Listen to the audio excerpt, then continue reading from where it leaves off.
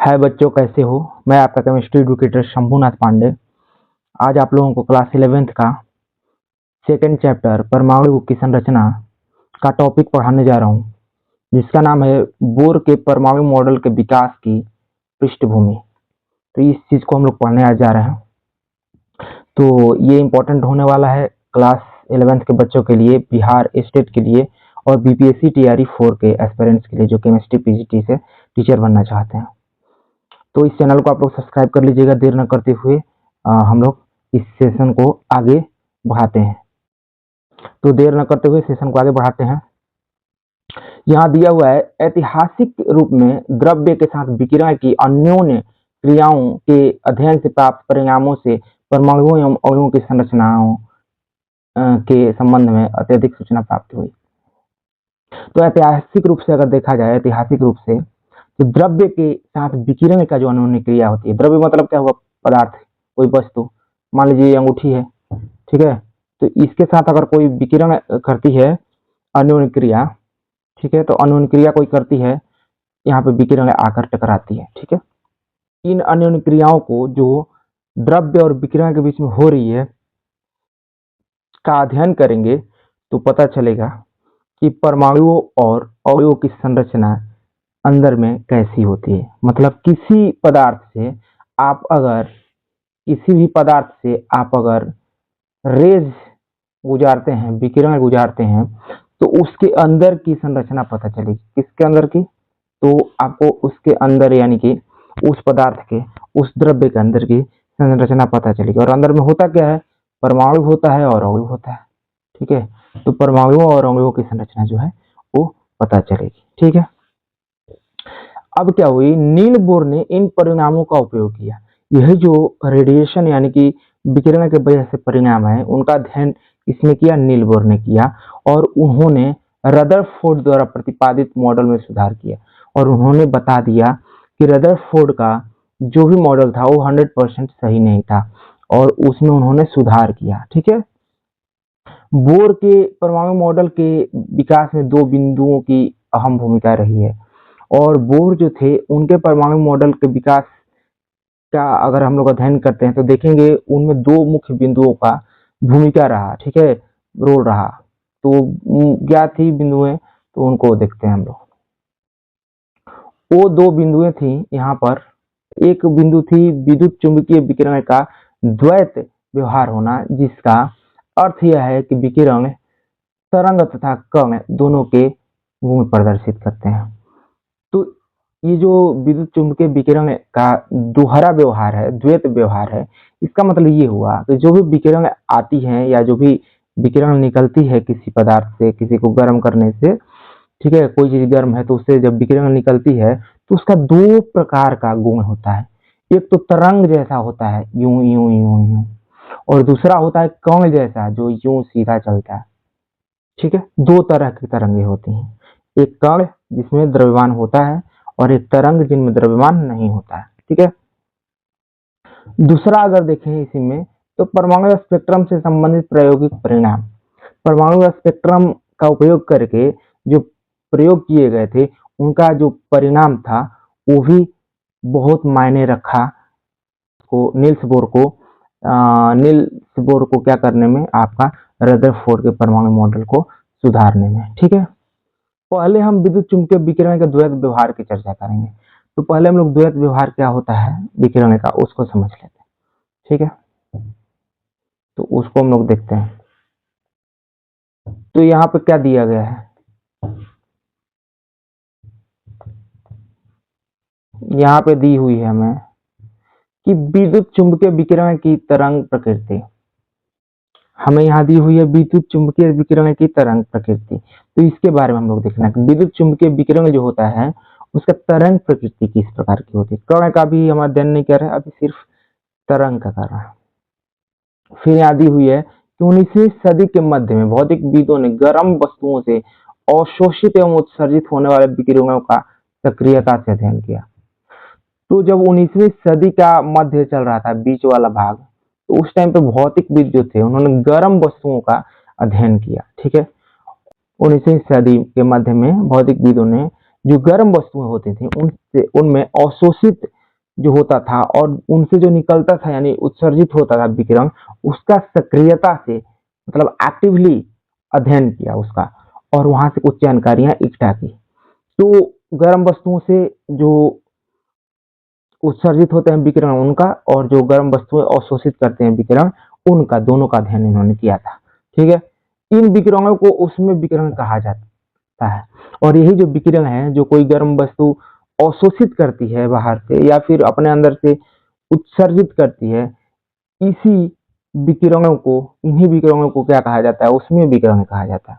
उन्होंने यह जानने की कोशिश की, किन्होंने, नील्स बोर ने यह जानने की कोशिश की कि उसमें विकिरण किससे बने होते हैं। उन्होंने जो है नील्स बोर ने जानने की कोशिश की कि उसमें जो विकिरण होते हैं वो किन से, आखिर बने किन से होते हैं। अब यह भली भांति ज्ञात है, अब तो भली भांति ज्ञात है कि उसमें विकिरण विभिन्न आवृत्तियों तथा तरंग दैर्ध्यों वाली विद्युत चुंबकीय तरंगों से बने होते हैं। तो अब तो ये अच्छी तरह से पता हो गया है। तो अब ये भली भांति ज्ञात है कि उसमें विकिरण जो होते हैं आवृत्तियों अथवा तरंग दैर्ध्यों वाली विद्युत चुंबकीय तरंगों से बनती है। तो ये किन से बनती है उसमें विकिरण? तो ये बनती है तरंगों से जिनका आवृत्ति होती है और तरंग दैर्ध्य होते हैं। यह अनेकों आधुनिक अवधारणाओं को पर आधारित हैं जो कि 19वीं सदी के मध्य तक ज्ञात नहीं थे।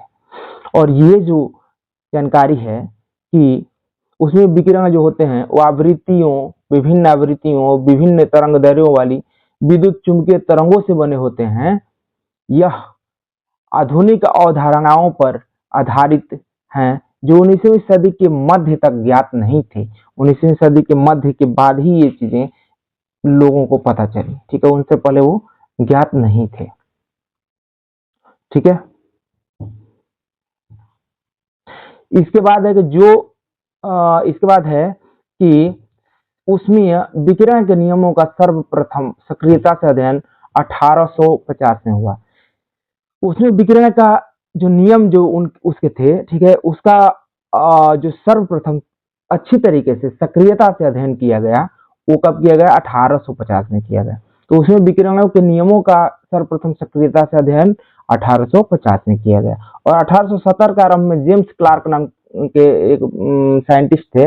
1870 के आरंभ में जेम्स क्लार्क, मैक्सवेल नाम था उनका, उन्होंने ये सिद्धांत दिया, ठीक है, कि विद्युत चुंबकीय तरंगे आवेशित कणों द्वारा उत्पन्न होती हैं। उन्होंने ये कहा कि अगर कोई आवेशित कण है, जैसे इलेक्ट्रॉन पे माइनस होता तो इलेक्ट्रॉन हो गया, इनके द्वारा जो है क्या होती है? विद्युत चुंबकीय तरंग उत्पन्न होती है।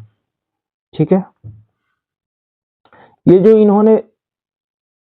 इन्होंने सिद्धांत दिया, इसका प्रायोगिक जो सत्यापन था, जो इसको प्रयोग करके सत्यापित किया गया, वो किसके द्वारा किया गया? हेनरी हर्ट्ज के द्वारा किया गया। इनके द्वारा, हेनरी हर्ट्ज के द्वारा। यहाँ हम विद्युत चुंबकीय विकिरणों के विषय में कुछ तथ्यों को जानेंगे। यहाँ हम लोग जो है वो विद्युत चुंबकीय विकिरणों के कुछ तथ्य, जो कुछ फैक्ट हैं, जो कुछ जानकारियां हैं, जो कुछ सत्य हैं, उनके बारे में जानेंगे। ठीक है, तो उनके बारे में हम लोग जानेंगे। ठीक है, जेम्स मैक्सवेल 1870 ने सबसे पहले आवेशित पिंडों के बीच अन्योन्य क्रियाओं और स्थूल स्तर पर विद्युत तथा चुंबकीय क्षेत्रों के व्यवहार के बारे में अध्ययन किया। ठीक है, तो आवेशित जो पिंड थे, जो भी आवेशित कण थे, उनके बीच में क्या अन्योन्य क्रिया हो रही है, उनके स्थूल स्तर पर उन्होंने क्या किया? विद्युत चुंबकीय क्षेत्रों के व्यवहार की व्याख्या की। कण है जो भी आवेशित है, उनसे जो उत्पन्न हो रहा है विद्युत तथा चुंबकीय क्षेत्र, उसका व्यवहार क्या है, इसका जो भी है व्याख्या किन्होंने की? मैक्सवेल ने की 1870 में। ठीक है, उन्होंने यह सुझाव दिया कि विद्युत आवेशित कणों को जब त्वरित किया जाता है तो एकांतर विद्युत एवं चुंबकीय क्षेत्र उत्पन्न होते हैं। उन्होंने ये सुझाव दिया कि विद्युत आवेशित कणों को जब त्वरित किया जाता है, मतलब उनको तेज गति से चलाया जाता है, तो एकांतर विद्युत एवं चुंबकीय क्षेत्र उत्पन्न होते हैं। तो क्या होते हैं? विद्युत और चुंबकीय क्षेत्र उत्पन्न होते हैं अगर किसी आवेशित कण को खूब तेजी से चलाया जाता है। ठीक है, यह जो था, यह क्षेत्र विद्युत एवं चुंबकीय तरंगों के रूप में संचारित होते हैं। और यही जो क्षेत्र है विद्युत एवं चुंबकीय तरंगों के रूप में, इससे आवेशित कणों से, इन्हें ही क्या कहा गया? इन्हें ही कहा गया विद्युत चुंबकीय तरंग अथवा विद्युत चुंबकीय विकिरण। तो विद्युत चुंबकीय विकिरण किसे कहा गया? विद्युत चुंबकीय विकिरण कहा गया जो आवेशित कणों की वजह से विद्युत एवं चुंबकीय क्षेत्र उत्पन्न हुए थे, ठीक है, तरंगों के रूप में, उन्हीं को, ठीक है, उन्हीं क्षेत्रों को क्या कहा गया? विद्युत चुंबकीय तरंग अथवा विद्युत चुंबकीय विकिरण कहा गया। और वो जो क्षेत्र उत्पन्न हुए थे विद्युत एवं चुंबकीय, वो किस रूप में हुए थे? वो तरंगों के रूप में हुए थे। और उन्हीं तरंगों को क्या कहा गया? उन्हीं तरंगों को विद्युत चुंबकीय तरंग अथवा विद्युत चुंबकीय विकिरण कहा गया। ठीक है, समझ में आ गया होगा। आगे देखते हैं। आगे प्रकाश भी विकिरण का एक रूप है जिसकी जानकारी वर्षों पूर्व से है और पुरातन से इसकी प्रकृति के बारे में समझने की कोशिश की गई। तो प्रकाश जो है वो भी क्या है? एक विकिरण है, ठीक है, और इसकी जानकारी वर्षों पूर्व से थी। किसकी? प्रकाश की। और पुरातन काल से, बहुत पुराने समय से इसकी प्रकृति, इसके स्वभाव के बारे में समझने की कोशिश की गई थी। पहले जो था न्यूटन के टाइम में, उस टाइम पे प्रकाश को कणों का बना हुआ माना जाता था, कणिकाएं प्रकाश की मानी जाती थी। लेकिन 19वीं शताब्दी में प्रकाश की जो है तरंग प्रकृति प्रतिपादित हुई। 19वीं शताब्दी में क्या पता चला कि ये जो प्रकाश होते हैं वो एक विकिरण है, एक जो विकिरण जो भी है वो कैसे है? वो तरंग है, वो कण नहीं है, तरंग है। ठीक है, तो तरंग वाले ये विकिरण है। पहली बार मैक्सवेल ने बताया कि प्रकाश तरंग दोलायमान विद्युत तथा चुंबकीय व्यवहार से संबंधित होती हैं। और मैक्सवेल ने क्या बताया प्रकाश के बारे में? उन्होंने बताया कि जो तरंगे होती हैं वो दोलायमान होती हैं, ऐसे ऐसे ऐसे ऐसे ऐसे ऐसे, और साथ ही साथ यूं तरीके, इस तरीके से, और साथ ही साथ क्या होते हैं? उनमें विद्युत चुंबकीय व्यवहार होता है। ठीक है, जो प्रकाश होते हैं वो क्या करती हैं? वो विद्युत चुंबकीय क्षेत्र उत्पन्न करते हैं। ठीक है, उनमें विद्युत चुंबकीय व्यवहार होता है। यद्यपि विद्युत चुंबकीय तरंग की प्रकृति की गति की प्रकृति जटिल होती है। हालांकि जो वैद्युत चुंबकीय तरंग होते हैं उनकी गति जो होती है उसकी प्रकृति बहुत कठिन होती है। ठीक है, वो अलग तरह की होती है और उनके बारे में हम लोग कल पढ़ेंगे। ठीक है, तो इस सेशन को यहीं पे एंड करेंगे। ठीक है, आप लोग इस सेशन को लाइक शेयर कर दीजिएगा और इस चैनल को प्लीज प्लीज प्लीज, जो आपका चैनल है, इसको सब्सक्राइब कर लीजिएगा। ठीक है, तो यहीं एंड करते हैं इस सेशन को। Have a nice day, bye.